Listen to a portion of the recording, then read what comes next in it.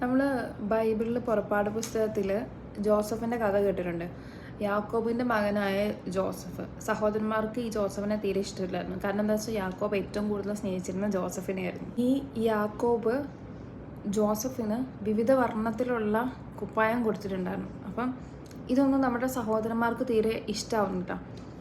മാത്രമല്ല ജോസഫ് നന്നായിട്ട് സ്വപ്നങ്ങളൊക്കെ കാണുമായിരുന്നു. സ്വപ്നങ്ങൾ വ്യാഖ്യാനിക്കാനുള്ള കഴിവും ജോസഫിനുണ്ടായിരുന്നു. അപ്പോൾ ഈ സഹോദരന്മാരൊക്കെ തൻ്റെ മുന്നിൽ കുമ്പിട്ട് നിൽക്കുന്ന ഒരു സ്വപ്നം കണ്ട് അത് സഹോദരന്മാരുടെ അടുത്ത് പറഞ്ഞു കഴിഞ്ഞപ്പോഴേക്കും അവർക്ക് ഭയങ്കര വൈരാഗ്യം വരുവാണ് ഈ ജോസഫിൻ്റെ അടുത്ത്. അങ്ങനെ ഇവർ ഈ ജോസഫിനെ എവിടെയെങ്കിലും കൊണ്ട് കളയാൻ തീരുമാനിച്ച് പൊട്ടക്കിണറ്റ് കണ്ട് തള്ളിയിട്ടു. പിന്നെ കുറച്ച് കഴിഞ്ഞപ്പോഴാണ് വ്യാപാരികൾക്ക് കൊടുക്കാമെന്ന് മനസ്സിലായത്. അങ്ങനെ ഈജിപ്തിലേക്ക് പോകുന്ന വ്യാപാരികൾക്ക് ഈ ഒരു ജോസഫിനെ അവർ കൊടുത്തു വിടുകയാണ് ചെയ്യുന്നത്. ഈജിപ്തിൽ കൊണ്ടുപോയിട്ട് പൊത്തിഫർ എന്ന് പറയുന്ന ആളാണ് ഈ ജോസഫിനെ വാങ്ങുന്നത്. അങ്ങനെ പൊത്തിഫറിൻ്റെ വ്യാപാരങ്ങളെല്ലാം നോക്കി നടത്തവേ ജോസഫ് തടങ്കലിലായി. ആ കഥയൊക്കെ നിങ്ങൾക്ക് അറിയാമായിരിക്കും. അങ്ങനെ ഈ ജയിലിൽ കിടക്കുന്ന സമയത്ത് തന്നോടൊപ്പം ഉണ്ടായിരുന്ന 2 പേര് കാണുന്ന സ്വപ്നം ഈ ജോസഫ് വ്യാഖ്യാനിച്ചു കൊടുക്കുക. അപ്പോൾ ആ വ്യാഖ്യാനിച്ചു കൊടുത്ത സ്വപ്നം അതുപോലെ തന്നെ അവർക്ക് വന്ന് ഭവിച്ചു. അപ്പോൾ അവർ ജയിലിൽ നിന്ന് മോചനം നേടി. പിന്നെയും ഈ ഒരു ജോസഫ് ജയിലിൽ തന്നെയാണ് കിടക്കുന്നത്. അങ്ങനെ ഫറവോയ്ക്ക് ഒരു വട്ടം സ്വപ്നം ഉണ്ടാവുകയാണ്. ഈ ഒരു സ്വപ്നം വ്യാഖ്യാനിച്ചു കൊടുക്കാൻ അവിടെ ആർക്കും പറ്റുന്നില്ല. അങ്ങനെ ഈ ജയിൽ മോചിതരായ ഇതിൽ ഒരാൾ പോയിട്ട് പറഞ്ഞു, ഞങ്ങളുടെ കൂടെ ജയിലിലുണ്ടായിരുന്ന ജോസഫ് എന്ന് പറയുന്ന ഒരാൾ ഞങ്ങളുടെ സ്വപ്നം വ്യാഖ്യാനിച്ചു തന്നിട്ടുണ്ടായിരുന്നു. അതേപോലെ തന്നെ ഞങ്ങൾക്ക് ഭവിച്ചു. അപ്പോൾ അവനെ കൊണ്ട് ചിലപ്പോൾ ഈ സ്വപ്നം വ്യാഖ്യാനിക്കാൻ പറ്റുമെന്ന് പറഞ്ഞു. അങ്ങനെ ഫറവോ ഈ ജോസഫിനെ കാണുവാണ്. അപ്പോൾ ജോസഫ് ഈ ഫറവോയുടെ സ്വപ്നം വ്യാഖ്യാനിച്ചു കൊടുക്കുക. 7 വർഷം വലിയ സമൃദ്ധിയും അതിനുശേഷമുള്ള 7 വർഷം കൊടും ക്ഷാമവും ഉണ്ടാകാൻ പോവുകയാണെന്ന് പറഞ്ഞു. അപ്പം ഈ ഫറവോയ്ക്ക് ആ ഒരു സ്വപ്നവുമായിട്ട് മാച്ച് ചെയ്ത് പോകുന്നതുകൊണ്ട് ഫറവോ എന്ത് ചെയ്തു, ജോസഫിനെ ഈജിപ്തിൻ്റെ പരമാധികാരിയായിട്ട് നിയമിച്ചു. അവരുടെ നല്ല സമയത്ത് അവർ ധാന്യങ്ങൾ ഫുള്ള് ശേഖരിച്ചു വെച്ചു. അതുപോലെ തന്നെ ഈ ക്ഷാമത്തിൻ്റെ സമയം കഴിഞ്ഞപ്പം എല്ലാ നാട്ടുകാരും ഈ ഫറവോയുടെ സ്ഥലത്ത് വന്നിട്ട് നമ്മുടെ ജോസഫിൻ്റെ കയ്യിൽ നിന്ന് ധാന്യങ്ങളൊക്കെ മേടിച്ചുകൊണ്ട് പോകും. അങ്ങനെ ഈ ജോസഫിനെ പൊട്ടക്കിണറ്റിൽ തള്ളിയിട്ട സഹോദരന്മാരും വന്നിട്ടുണ്ടായിരുന്നു ധാന്യങ്ങളൊക്കെ മേടിക്കാൻ. ജോസഫിനെ അവരെ കണ്ടപ്പോൾ മനസ്സിലായി, പക്ഷെ അവർക്ക് ജോസഫിനെ മനസ്സിലായില്ല. പിന്നെ അതിനുശേഷം കുറേ കഴിഞ്ഞിട്ട് ജോസഫ് സഹോദരന്മാർക്ക് വെളിപ്പെടുത്തി കൊടുക്കുവാണ്, ഞാനാണ് ജോസഫ് എന്നുള്ളത്. പിന്നെ അങ്ങനെ യാക്കോബും ജോസഫും സഹോദരന്മാരും എല്ലാവരും ഒരുമിച്ച് ഈജിപ്തിൽ താമസിക്കുന്ന ഒരു കഥ ആണ് നമ്മുടെ പഴയ നിയമത്തിൽ കിടക്കുന്നത്. ആ ഒരു ബൈബിൾ ഭാഗം വായിക്കുമ്പം എനിക്ക് ടച്ചായിട്ടുള്ളൊരു കാര്യമുണ്ട്.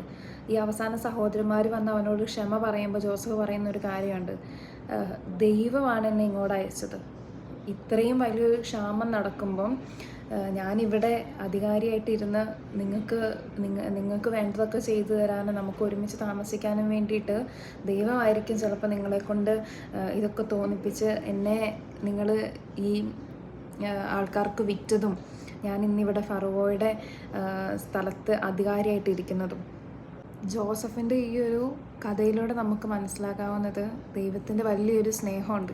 കാരണം ഭയങ്കര ബുദ്ധിമുട്ടുള്ള ഒരവസ്ഥയിലൂടെ സ്വന്തം സഹോദരന്മാരെ പോലും അവനോട് ഇങ്ങനെ ക്രൂരമായിട്ട് പെരുമാറിയ ഒരു അവസ്ഥയിലൂടെ കടന്നു പോയപ്പോൾ അവൻ ദൈവത്തിൽ ഭയങ്കരമായിട്ട് വിശ്വസിച്ചു. രണ്ടാമത്തെ കാര്യം ക്ഷമിക്കുന്നത്.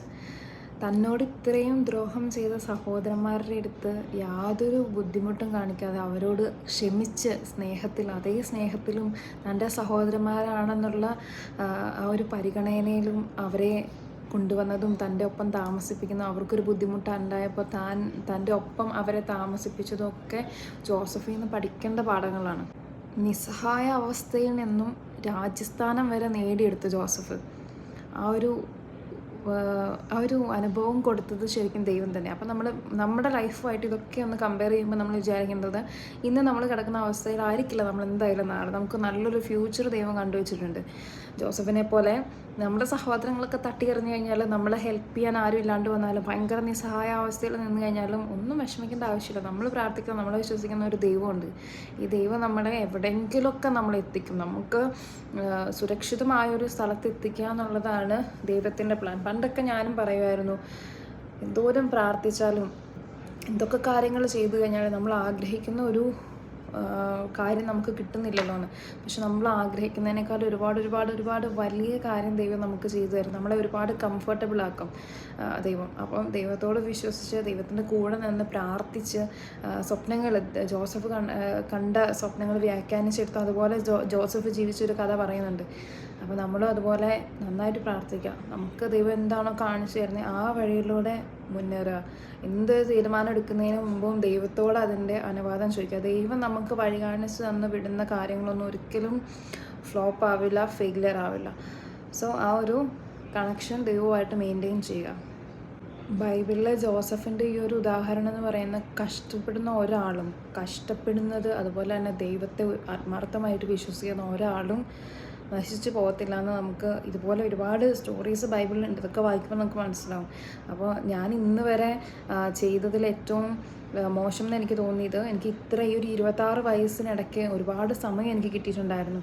ആ സമയത്തൊന്നും ഈ ബൈബിൾ വായിക്കാനോ പഠിക്കാനോ എനിക്ക് തോന്നിയില്ല. ജസ്റ്റ് ഒരു കടമ തീർക്കുന്ന പോലെ സന്ധ്യാപ്രാർത്ഥന കഴിഞ്ഞ് കുറച്ച് നേരം ബൈബിൾ വായിക്കുമെന്നല്ലാണ്ട് മനസ്സിരുത്തി ഒന്നും ബൈബിൾ വായിച്ച് പഠിക്കാനോ അല്ലെങ്കിൽ ബൈബിളിലോട്ട് കൂടുതൽ ആഴ്ന്നിറങ്ങി അതിനെ അത്ര കെയർഫുള്ളി വായിക്കാനും മനസ്സിലാക്കാനും ഒന്നും ഞാൻ ശ്രമിച്ചിട്ടില്ല.